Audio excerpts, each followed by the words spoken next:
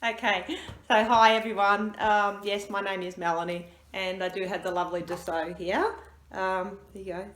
And this is my very first guest speaking gig for Guide Dogs Victoria, and I haven't had much notice. Samantha contacted me on Friday, and I said, yeah, sure, okay.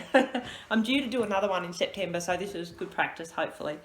So, thank you, all you fabulous puppy raisers. That's the first thing, and I'll come back to how fabulous I think you all are, but just give you a little bit of history about me. My low vision diagnosis was, gosh, nearly 30 years ago now, and I've got a deteriorating vision loss, so it's been very gradual for me.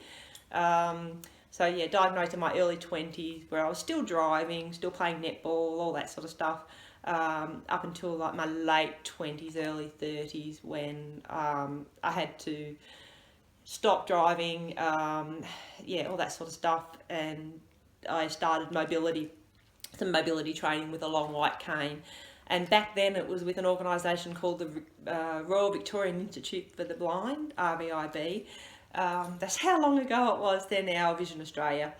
And so I've had, contact with, services for quite a number of years. But in terms of Guide Dogs Victoria, I first became aware and in contact with them probably 4 or 5 years ago, and I needed to have some refresher cane training, so I thought I'll give these guys a go, and formed a bit of a relationship with them and the wonderful Vicky De Silva in the orientation and mobility team was just fantastic. And at that stage too, I did start to think, obviously, naturally, about guide dog mobility as well. Um, but it wasn't an easy decision. Despite my background, I've grew up on a farm, I've worked in animal welfare all my working life, and people just naturally assume that, oh yeah, just get a dog. But there's so much more to it, than that. So it was quite a journey. But when I decided, okay, yep, time to make some inquiries, and I'm a really I like to know the ins and outs of everything, that I go into. So I had to put a lot of work into thinking about it. So when I made the decision, I distinctly remember the day I was at work, I was on my lunch break, and I thought, okay, there's two service providers for dog mobility in Victoria. I'm going to contact them both, see how we go. And my first call was to the other service provider, and didn't really get to speak to anyone, had to leave a message, and I thought, okay, that's fine, no worries. So my next call was to Guide Dogs Victoria, and the person I actually spoke to was a lovely Naomi, who you all spoke to before, who she spoke to you guys before.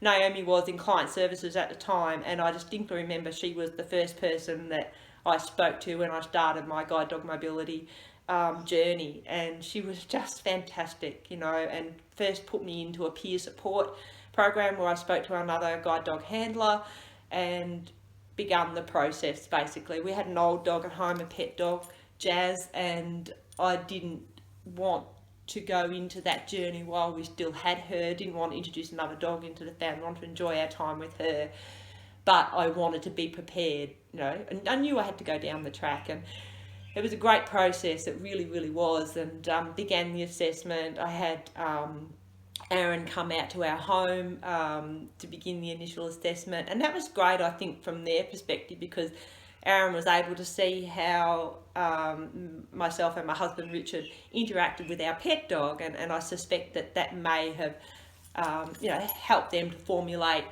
a matching plan with me down the track. So it was quite a long process, and then when we did lose our beautiful Jazz, and at least I was able to ring Aaron, and I was able to say, okay, I'm ready now, put me on the list.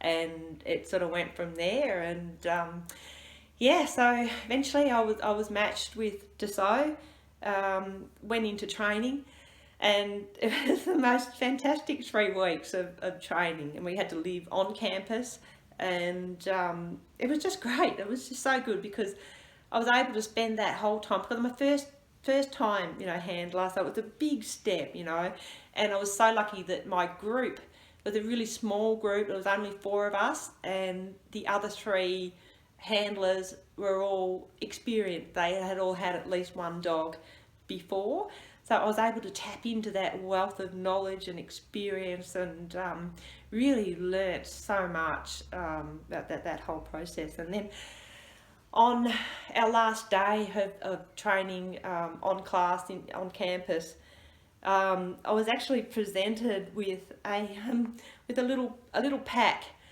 from Jesse's puppy raiser family, and so I'm getting a bit emotional here because it was so special. It was actually some toys that she had while she was with them, and I opened up the pack, and she was next to me, and she was so excited to see these toys that she obviously remembered from her puppy raiser time, and that was just really, really lovely.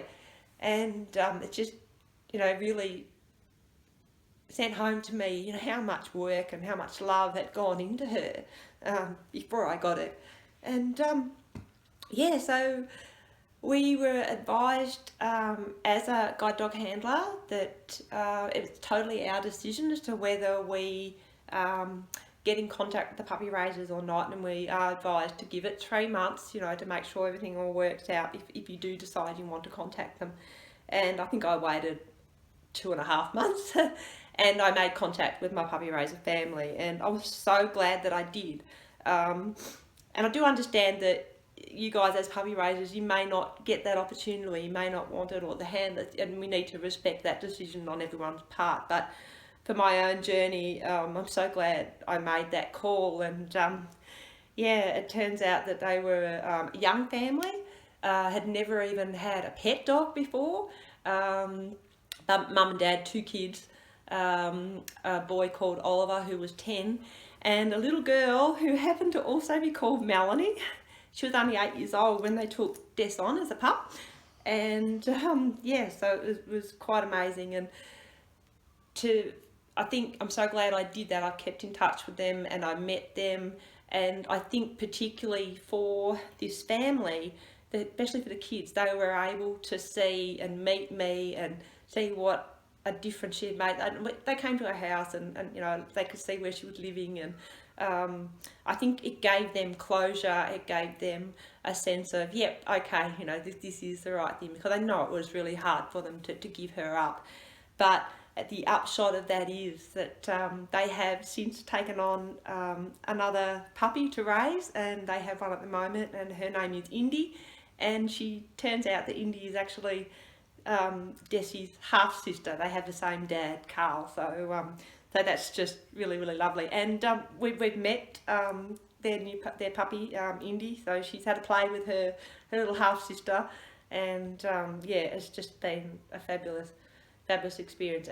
And moving forward, this dog has just made such a difference. In these times as well. I'm no longer working, and having Des with me. I mean, she was with me, when I was working every day, going to work on the train, and made such a difference, particularly in winter, because I have night blindness as well. So in the past, I had to cut my hours back during winter.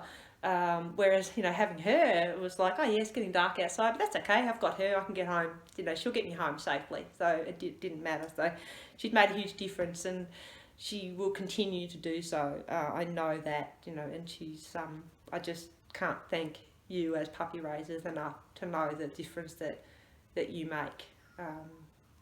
So that's it, I think, for me. So, hopefully that's helped you to reassure you that you're doing a wonderful thing. And I'm sorry for getting emotional, but, this dog means so much to me, and I can't thank you all enough. A big thank you to Melanie for sharing her story, because you've let us come into your home today and shared something very special, and I think we'll all walk away sort of like I said, our hearts swelling, and often I say it's a bit of a tail wagging moment. You sort of think, oh gee, that's really nice to be part of that. So a special thank you from me to everybody today. Thanks, Wendy. What about anyone else? Anyone got any questions that they'd like to ask as well? You got us all on board? I'll go then. Melanie, hi, it's Sam. What's something that you've been able to achieve personally, if you want to answer that, since getting Deso, like, is there any sort of, or is there anything in the future that you want to achieve? Yeah, sure. Hi, Sam. Yeah, definitely. I've always been a big traveller, and obviously this day and age it's a bit limited. But in September last year, I'd had Des for 9 months, and I deliberately left it that long. But before I took my first interstate flight with her, and just incredible. Just the the difference she made in that respect, and how I was so proud of her. She was just so brilliant, you know, just moving through the airport, something totally she'd never been before, and just to see, you know, how much she loved to work and how keen she was, and you know, of course we went to the Gold Coast, so it's her first experience, you know, on the beach, and she actually was able to guide me back off the beach when I'd been to this particular place before, and I'd struggled in the past to actually find the gate off the beach. You know, Kane can't help you in that situation, but I was able to teach her to target the gate off the beach, and so every morning you'd just come in off the beach and go, okay, Des, find the gate, and you know, she'd find it back, and that was just, you know, just been amazing. And also, as I mentioned before, you know, not being limited now in terms of with my night blindness, it's just like, no, it's okay, she's got it for me, you know, we can go out, we can you know, yeah, I actually went to an event, an evening event when I was actually up there at the time, which I never would have done if I had just my cane, because I wouldn't have had the confidence to get out of the cab and find my way to the apartment door with just my cane. But I knew that she knew the door and she knew how to find it, and I just got out of the cab and said, okay, find the door, and off she went, you know, found the door and got me inside. So yeah, so, and I know that there's so much more of that, and yeah, hopefully I'm looking for a new job and a new opportunity, new experience, and I know that she'll be right there beside me, and yeah, it's full steam ahead.